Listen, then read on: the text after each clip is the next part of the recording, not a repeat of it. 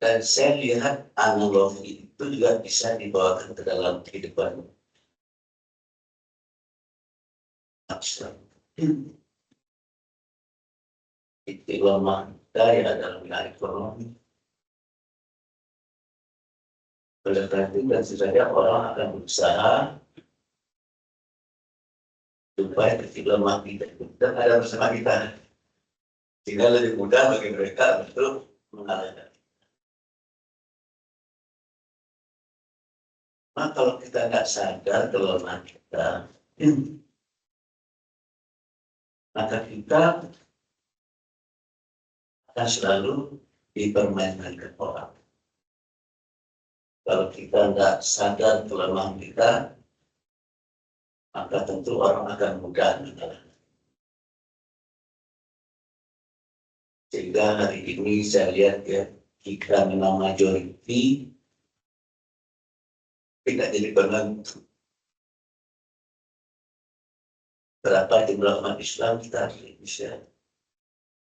Kalau nggak salah saya berdasarkan statistik yang dikeluarkan oleh Kementerian Dalam Negeri, jumlah umat Islam 86,8%. Tidak beragama Islam sekitar 13,2%. Jadi kita majority dan terjadi benar. Mereka minority tapi mereka jadi benar. Karena kenapa ya? Dikarenakan mereka menguasai ekonomi dan bisnis. Contoh konkret saja, contoh konkret ya. Beberapa waktu berselang, masyarakat marah. Dikarenakan apa? Dikarenakan laut dipagar. Ya, pakai lain. Kan, laut pernah dipagar. Di mana sih? Banten. Titik ya. Iya. Laut dipagar, masyarakat marah. Lalu kegiatan penimbunan berhenti kan? Benar. Iya. Coba Pak pergi sekarang ke Bigwood, sudah selesai. Jadi urutan itu sudah sampai ke pagar itu. Jadi kalau seandainya didengarkan suara rakyatnya, maka urutannya nggak boleh sampai ke pagar.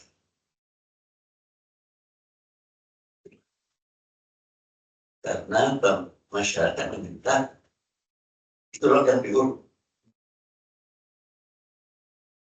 Tapi akhirnya yang terjadi apa? Ya, lalu tidak diurut. Dasar apa? Itu dasar adanya izin. Siapa yang mengizinkan itu? Ya pemerintah. Kalau begitu pemerintah lebih takut sama siapa itu? Lebih takut sama rakyat atau lebih takut sama pemilik kapital? Yang lebih takut sama pemilik kapital. Jadi benarlah teori yang dibuat oleh Profesor Dr. Jeffrey Winter. Profesor Dr. Jeffrey Winter menulis buku judulnya Oligarki. Dan juga John Chomsky. Nah, Chomsky itu menulis buku judulnya Who Rule the World? Siapa yang akan dipimpin? Di dalam buku itu sama kesimpulan. Yang menjadi peran itu di satu negeri kata mereka berdua, itu kan politisi, bukan birokrat, bukan tentara, bukan polisi. Yang menjadi peran itu adalah orang yang menguasai sumber daya material di negara tersebut. Siapa yang menguasai sumber daya material atau kapital di Amerika? Yahudi. Makanya Donald Trump itu takut sekali sama Yahudi. Apa yang Donald Trump dulu berkata, adalah apa yang diinginkan oleh lobby-lobby Yahudi. Dikarenakan apa? Dikarenakan Donald Trump punya ketergantungan yang luar biasa. Bapak tahu siapa manusia terkaya, keluarga terkaya di Indonesia? Keluarga terkaya, bukan orang ya, keluarga terkaya. Di dunia, di dunia. Rothschild. Hah? Rothschild. Rockefeller. Rockefeller.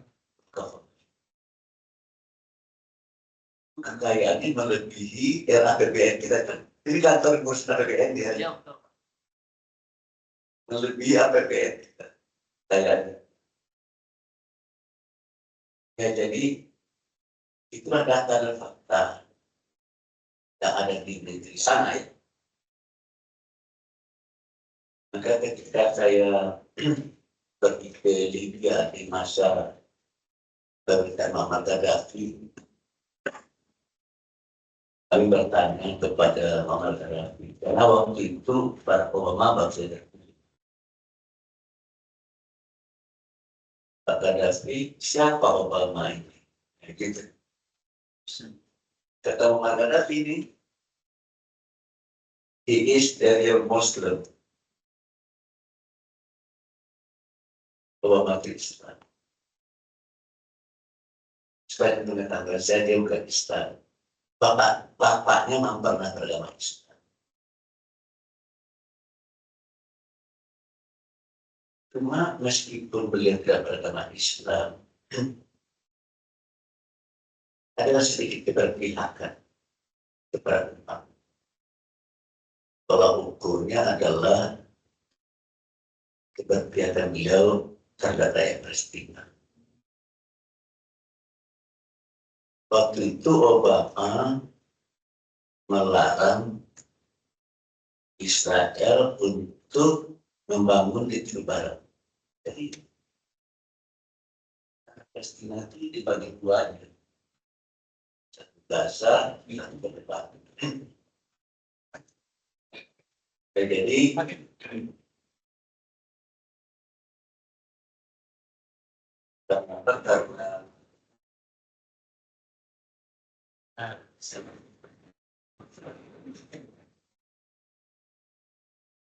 karena di barat itu Akpok dibikin oleh apa Israel yang dia bangun untuk rumahan dan perkantoran kata Obama hentikan. Kira-kira reaksinya kemana itu? Ya Israel nggak suka. Lalu Netanyahu terbang ke New York. Ke Washington. Washington kan ibu kota. Dia terbang ke New York. Ngapain dia di sana? Ketemu sama kelompok kecil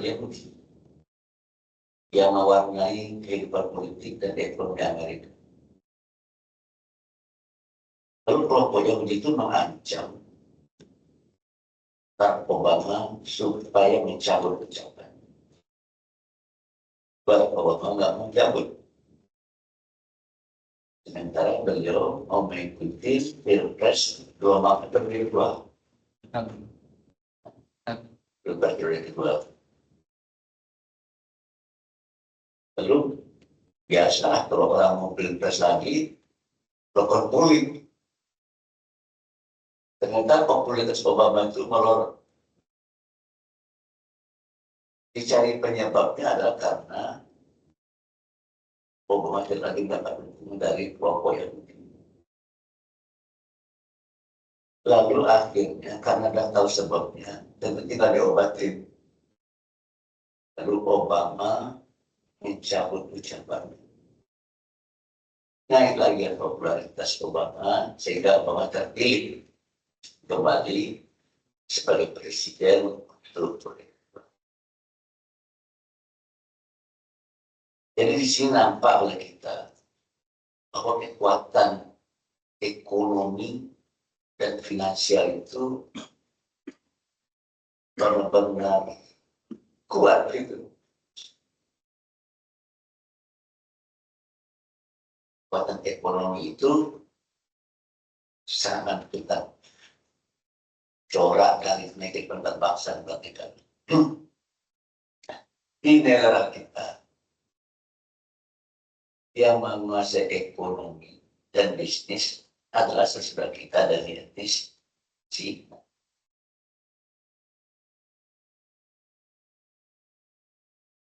Kenapa mereka bisa menguasai ekonomi bisnis?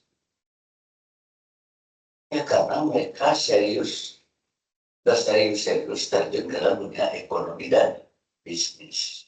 Sementara kita itu jadi pegawai ya. Ketua DKM kan jadi pemilihan jadi pegawai kan. Kita kan pilih jadi pegawai ini kan. Jadi bukan salah guna mengandung nasib kita begini. Tapi salah kita sendiri. Karena kita lebih memilih jadi pegawai. Kita lebih jadi employee. Itu ada rumusnya. Rumusnya high risk, high income. Low risk, low return. Orang yang tertinggal dunia bisnis itu sehari-hari berhadapan dengan risiko. Dan risiko yang mereka hadapi itu risiko tinggi itu. Karena mereka menghadapi risiko tinggi, ya returnnya juga tinggi. Nah, kita ini mengambil low risk dan mengambil low risk. Makanya low return juga gaji kita berapa semakin. Saya tidak ada gaji kita di sekian 100 juta, tidak ada ya. Kenapa gaji kita dapat nanti karena kita jadi employee. Menyadari hal yang seperti itu. Pak Yusuf Kala telepon saya. Kenapa saya mau bicara? Bicara apa Pak JK? Ya tolonglah Mas Ulama Indonesia mensosialisasikan akan arti pentingnya ekonomi dan bisnis. Masa kata Pak JK dari 10 orang terkaya di negeri ini hanya 1 orang yang beragama Islam. Itu sudah setengah lagi. Masa kita hampir 90%, lalu yang kaya hanya 1 orang. Mereka hanya jumlahnya sekitar 10%. Dan prestasinya di 10% 9. Apa maunya Pak JK? Saya ingin supaya Mas Ulama itu menggerakkan mubalik, menggerakkan para dai, menggerakkan para ustaz, supaya memberikan kesadaran kepada tentang arti pentingnya kita terjun ke dalam dunia ekonomi dan bisnis. Kalau yang kita hadapi itu yang tua-tua ya sudah, harapkan kepada mereka supaya mereka bisa menyebarkan virus dan wirausaha itu kepada. Nah jadi Bapak dan Ibu, saya lihat Pak JK itu lelah juga. Lelah juga dengan apa? Karena orang sedikit, tapi pengaruhnya besar. Beliau ada di kelompok besar, tapi pengaruhnya sedikit. Baru-baru ini, pernyataan beliau dipersoalkan orang. Dan yang getol itu bicara terlah, persoalan terlah orang dan sebelah. Dan kesimpulan saya ya, akhir-akhir ini saya lihat kawan-kawan kita itu nggak lagi takut sama kita. Kenapa mereka nggak lagi takut sama kita? Padahal kita berusaha. Ya karena mereka udah tahu kelemahan kita. Kita kan takut melawan, kita takut bertanding. melawan orang ini. Karena kita nggak tahu kelemahannya. Coba kita tahu kelemahannya. Bisa berkurang rasa takut, dan bahkan bisa hilang rasa takut. Jadi, takut dan tidak takutnya seseorang itu tergantung kepada tahu dan tidak tahunya. Ada sesuatu yang dia hadapi.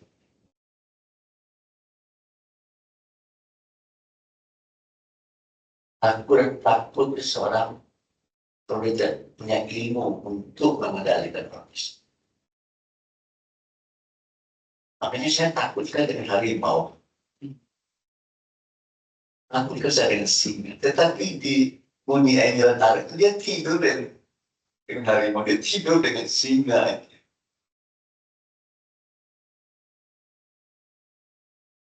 Bagaimana cara itu Pak Antra pas menaklukkan singa? Ya saya juga nggak tahu ilmu ini. Bagaimana cara menaklukkan binatang buas itu? Saya juga nggak tahu. Tetapi saya perhatiin caranya adalah penuhi keinginannya. Kalau dia makan daging, jangan dikasih kacang. Tapi masih ingat tidak makan daging. Ya kasih setiap pagi, dia kasih daging, kasih daging, kasih daging. Karena perutnya sudah kenyang. Dia nggak lagi makan apa-apa. Dan ternyata sekeras apapun hati harimau, sekeras apapun hati sang singa, kalau dia tidak kasih makan tiap hari ya, dia jinak.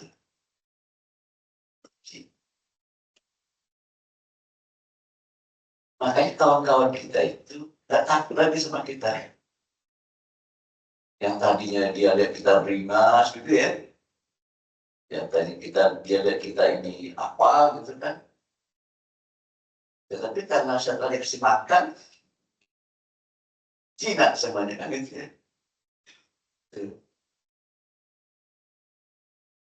Pejabat yang tadinya galak, setelah dikasih daging, jinak.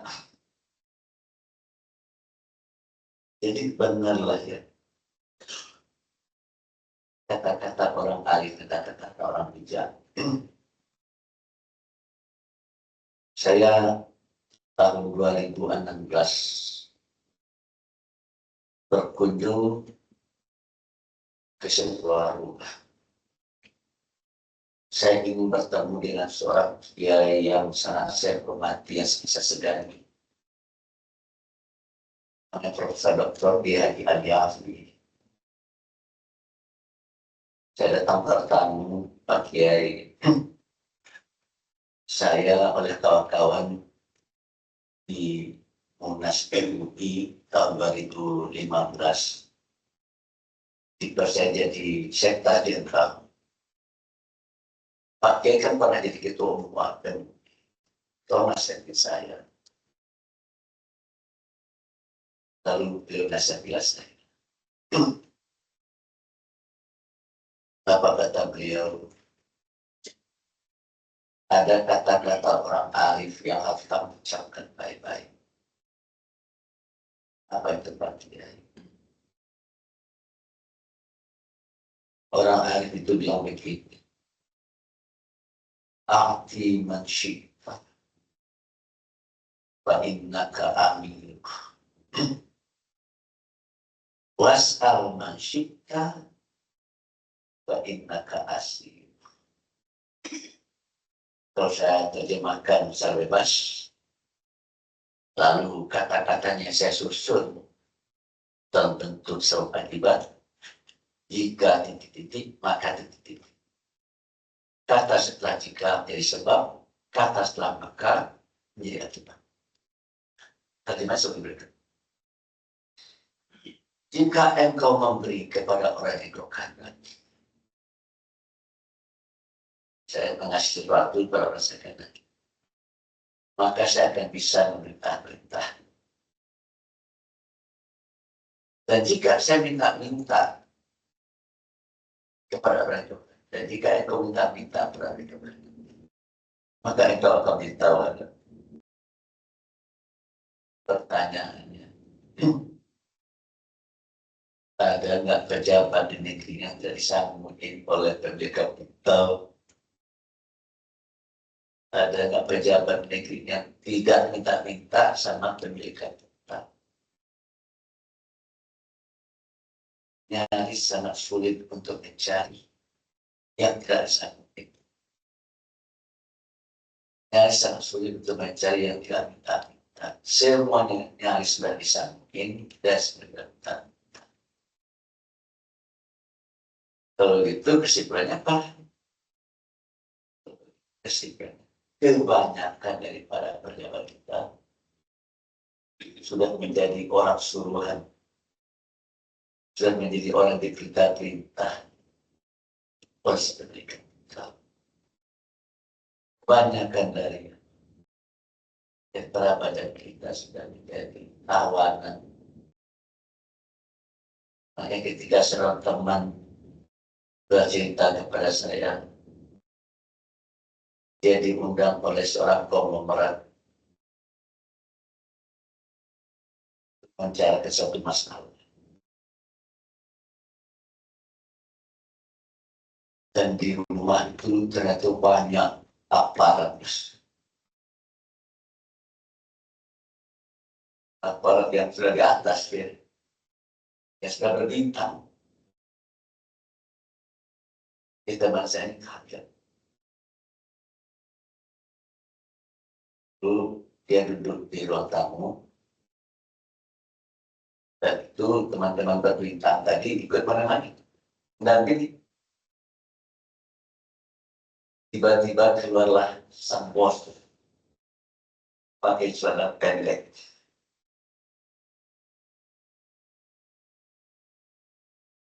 Sudah semacam ini pernah terjadi di zaman Islam. Hebat. Seorang konglomerat datang ke istana pakai celana pendek. Dilihat oleh seorang jenderal. Siapa nama itu? Jenderal Yusuf. Jabar itu digambar kan? Digambar. Nah, perhatikan lagi etika dan adab pemimpin. Sebab bagi dia, orang yang kita hormati itu bagi dia mungkin dianggapnya adalah perasuruhannya gitu ya. Dan karena dia sudah merasa sangat powerful, dia nggak takut lagi. Nah, oleh karena itu Bapak Ibu, kalau situasi seperti ini kita biarkan terus berlanjut, maka negeri ini akan rusak. Karena negeri ini diurus oleh dan karena negeri ini diurus oleh pengusaha, bukan diurus oleh pemimpin. Memang pengusaha yang dicarinya apa itu?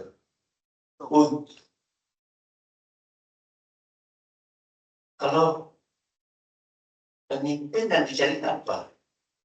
Bagaimana dia bisa melindungi rakyat? Bagaimana dia bisa mencerdaskan rakyat? Bagaimana dia bisa mensejahterakan rakyat? Jadi berbeda cara pandang pemimpin, cara pandang pengusaha tidak sama. Oleh karena itu, ada seorang filosof di zaman Yunani yang membagi manusia menjadi tiga. Manusia kepala, manusia dada, manusia perut. Manusia putra, hari ini pengusaha. Manusia dada tentara dan polisi. Manusia kepala itu filosof yang cocok dari pemimpin. Di negeri kita banyak wali kota, banyak gubernur, tentu ada presiden. Dia pengusaha, jadi wali kota, dia pengusaha jadi gubernur. Dia pengusaha jadi presiden. Kalau dia bisa melepaskan hawa nafsu sebagai seorang pengusaha, lebih baik. Tapi kalau seandainya dia tidak bisa melepaskan diri dari hawa nafsu di pengusahaannya, tentu saja yang akan dia dahulukan adalah dirinya, kelompok. Nah, jadi Bapak dan Ibu, saya melihat negeri ini sedang berada di persimpangan jalan. 3 tahun sampai 8 mendorong terjadi reformasi. Karena kita menilai era Soeharto itu era yang tidak baik. Sekarang reformasi sudah berlangsung berapa tahun? 28 tahun. Jangankan negeri ini semakin bertambah baik, pada menurut saya semakin buruk. Ada seorang mantan menteri namanya Profesor Dr. Mahfud MD. Saya rasa dia masih mengedepankan akal sehat. Kata Mahfud MD, kita benci dengan suatu Orde Baru karena korupsi. Tetapi korupsi dalam Orde Baru hanya ada di lingkungan eksekutif. Hari ini korupsinya sudah menjalar ke legislatif dan ke yudikatif. Jadi sempurnalah bobroknya. Sempurnalah bobrok.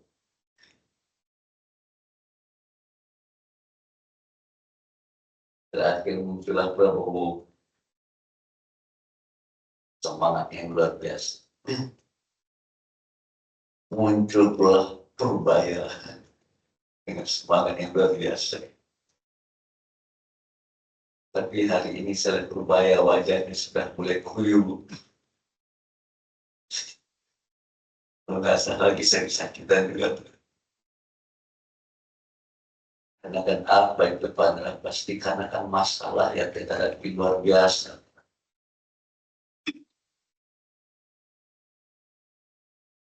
Prabowo sama Purbaya ingin melawan korupsi. Sementara korupsi itu sudah menjadi kanker tertutup bangsa.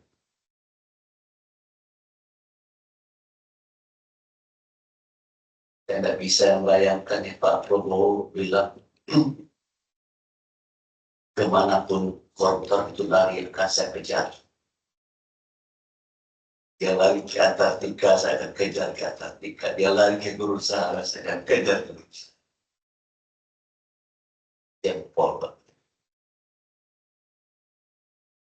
Bisakah beliau memberantas korupsi? Jangan kamu akan memberantas korupsi. Ini program yang beliau buat sendiri. Apa namanya itu? MPG. Ya, terjadi praktek korupsi. Tadi saya baca Pak Duduk, Jenderal Duduk ya. Apa dia tadi? KSP. KSP. Sinyalir ada beberapa titik yang didapat dengan cara-cara tidak terkunci. Dari Bapak dan Ibu.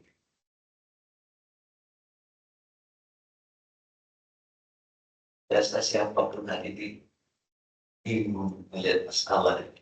Tidak tahu lagi jalan keluarnya apa ini.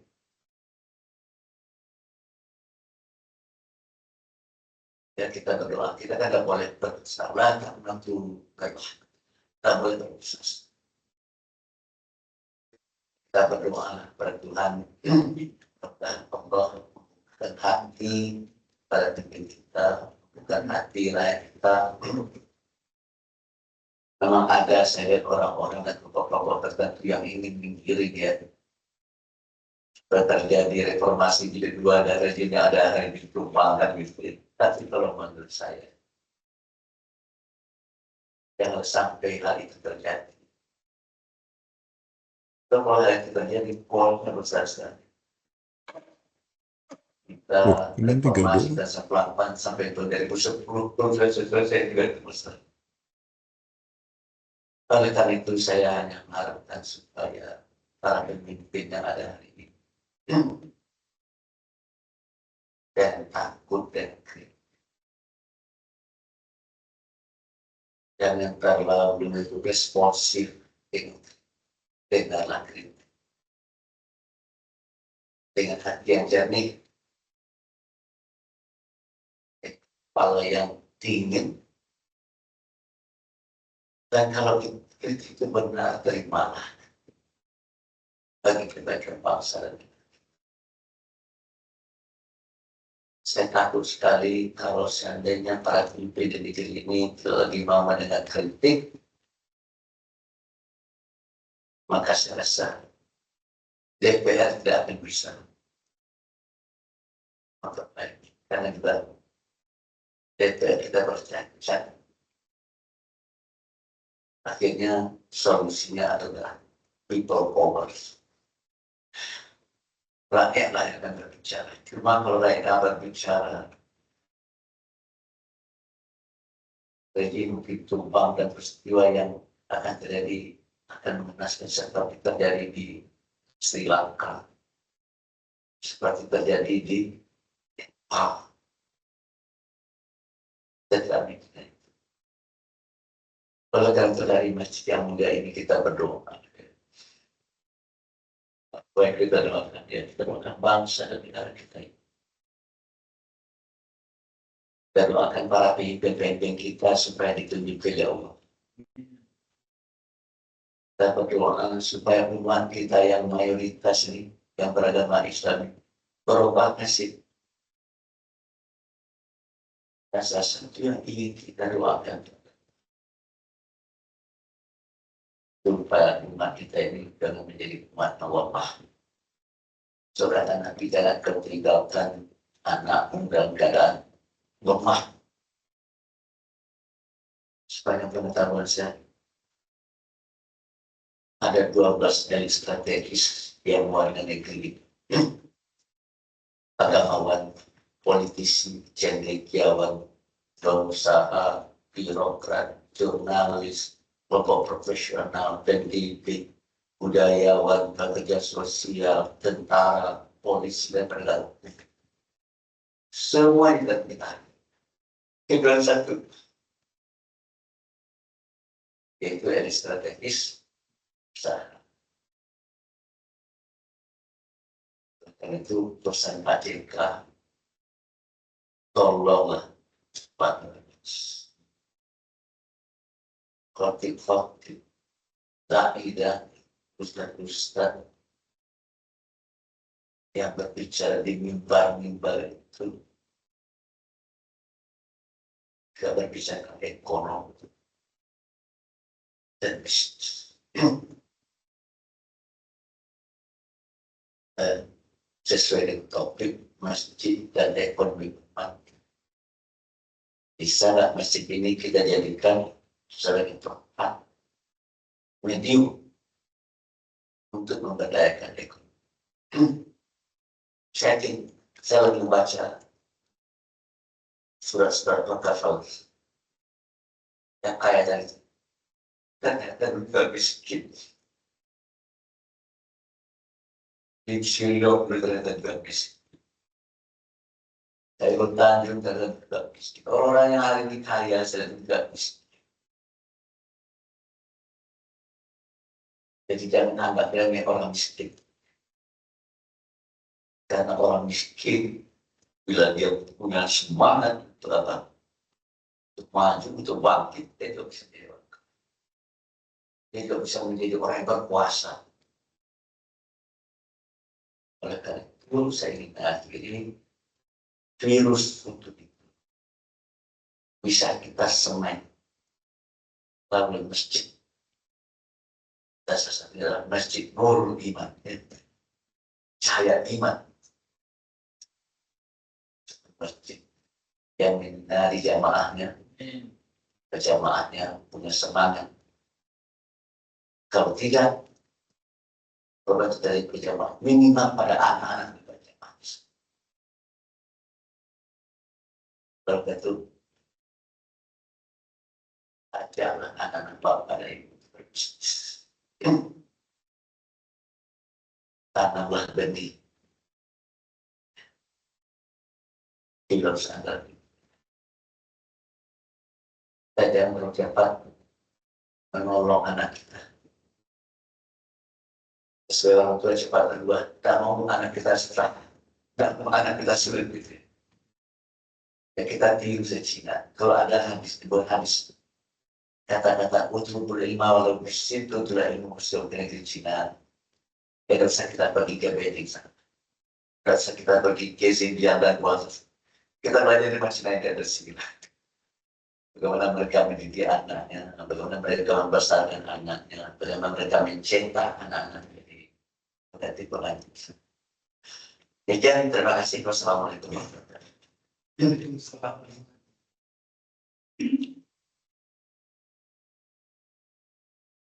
Terima kasih penyampaian Wakil Ketua Menteri Pusat Buya Anwar Abbas. Saya mewakili kita sangat terima kasih kehadiran Buya dapat memberikan siraman kolbu, siraman iman kepada kami semua yang hadir di sini. Untuk selanjutnya kita buka sesi tanya jawab dari monggo Bapak Ibu apabila ada pertanyaan dari Ketua DKM menyampaikan Pak Abu untuk bisa memberikan pertanyaan. Ini kalau di kami terkenal sebagai entrepreneur. Ya, dari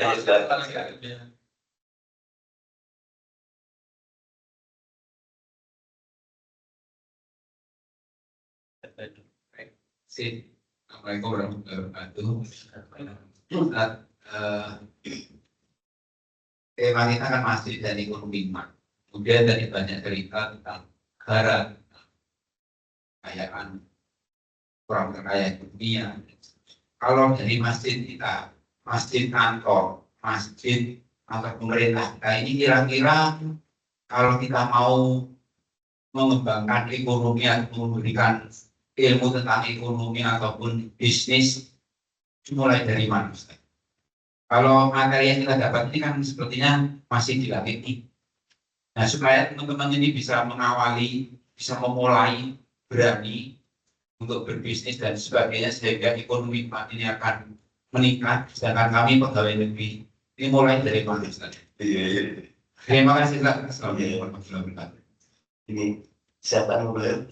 Saya dari Muhammad. Terima kasih. Terima kasih. Saya punya teman, apa saya sebut nama? Sudirman Puri, guru. Kemudian dipercaya jadi kepala sekolah SMA 70. Mobilnya bagus. Ngajak teman-teman makan di tempat yang mahal. Itu korupsi. Itu korupsi. Karena teman-teman yang diundang itu kan juga banyak kepala sekolah. Dia tahu cash flow-nya. Gaji sebagai guru berapa, gaji kepala sekolah berapa, tunjangannya berapa, kan tahu itu. Dia coba hitung, kok bisa mobil nggak begitu? Kok bisa ngundang makan di restoran yang memang? Kok bisa piknik ke Amerika? Jadi dia terjunkan apa? Apa nanti yang bersama itu? Hah? Iya itu. BPK Pak. Turun BPK ya? Turun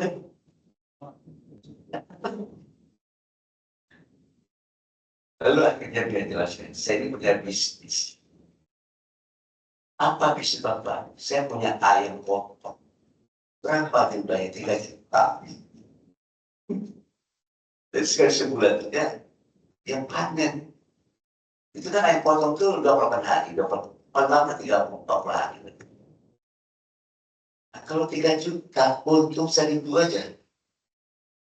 Itu kan untung 1.000 aja kan per ekor ya. Berapa teman? 3 miliar. Dia pegawai itu kan? Pegawai negeri.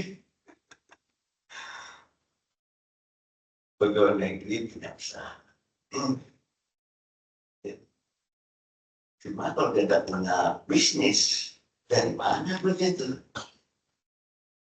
Ini kata begini, bukan saya kata begini ya. Bapak kenal di sini ya? Jenderal SAD, pernah jadi menteri. Apa kata? Jika ada pegawai di Kementerian Negeri punya rumah di Pondok Indah, sementara istri atau suami bukan pengusaha, dan dia juga tidak mendapatkan hak kawasan yang banyak dari orang tuanya, maka saya pastikan dia itu kotor. Sama juga tadi itu ya. Teman saya itu kan dituding korupsi. Kamu rumahnya mewah, pikniknya ke Amerika, ya kan? Mobilnya mewah, kemudian makannya di restorannya mahal kan gitu. Dia menggunakan kecurigaan. Oleh karena itu baik juga orang yang kita curigai macam-macam. Macam sekarang anak-anak muda kayak bangsa macam-macam. Anak-anak muda yang kaya mendadak-mendadak itu macam-macam.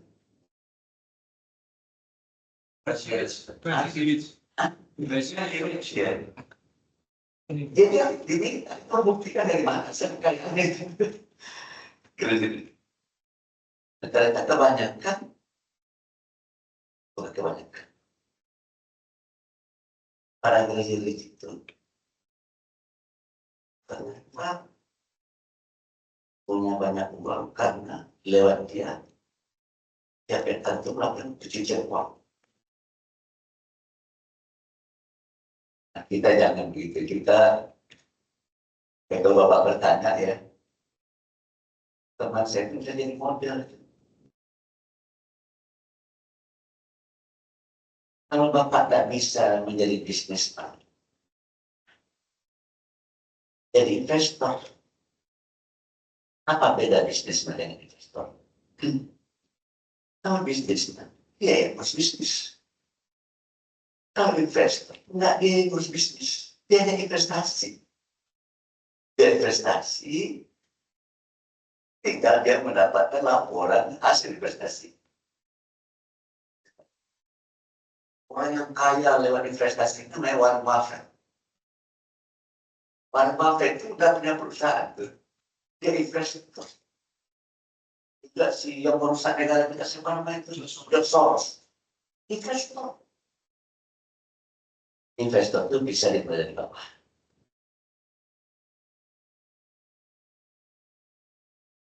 Tapi jadi ada 2 model kan. Modelnya adalah punya usaha sampingan. Kalau nggak bapak ya ibu. Saya punya teman, bukan teman lah, junior jauh nggak di pos. Gaji sekitar 9 juta, 10 juta. Istrinya di rumah saja. Anak 2, saya bilang sumber pendapat ditambah. Bagaimana caranya? Suruh istri kerja. Bagaimana anak-anak siapa yang ngurus? Kerja dari rumah aja. Bisa banget. Online gitu. Di Bangladesh ada tokoh namanya Yunus. Dia prihatin sekali dan kehidupan kaum perempuan di sana. Perempuan ini sering dikubur oleh suaminya. mulai macam-macam, banyak menangis. Tidak bisa, kenapa? Karena uang 100% dari semangat. Orang Yunus diberdayakan, orang dibimbing. Akhirnya perempuan-perempuan ini banyak yang bisa berbisnis.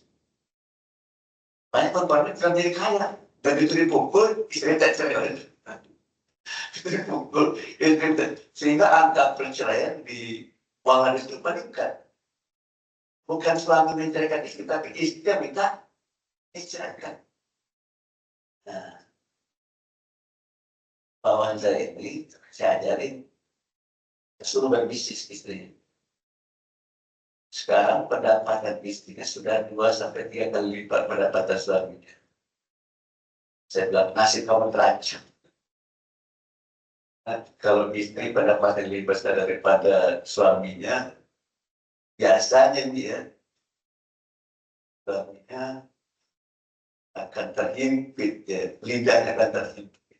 Nah, tapi ya, gimana cara supaya dari awal sama istri kita bekerja sama. Bapak sih belajar lagi. Belajar lagi gimana? Karena toko ya kan? Di sini dia kata, di sini. Karena tahu toko daging Nusantara. Nah, kalau Bapak punya uang, ada tabungan deposito, bisa investasi di toko daging Nusantara. Dan banyak, saya banyak sekali. Oleh karena itu, saya mau mengakhiri. Kalau begitu, di mana letak dilema kita? Dilema kita pada ketidaktahuan kita. Bahwa sumber-sumber pendapatan itu ternyata salah. Dan tak lupa. Oleh karena itu kita berusaha untuk tahu. Saya tidak tahu. Dan berserius-serius untuk mengolah apa yang kita tahu.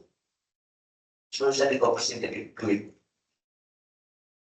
Dan itulah yang dilakukan oleh kawan kita dari sini. Jadi mereka-mereka yang hari ini kaya, dulu juga tidak ada apa. Tapi karena mereka tahu, mereka punya ilmunya, maka akhirnya hidup dan nasibnya berubah seperti yang kita lihat. Sekian, Wabillahi taufiq. Waalaikumsalam warahmatullahi wabarakatuh. Terima kasih atas penyampaian ilmunya dari Bapak. Mungkin saya sedikit merangkum bahwa masjid adalah jantung ibadah dan ekonomi adalah nafas kehidupan umat.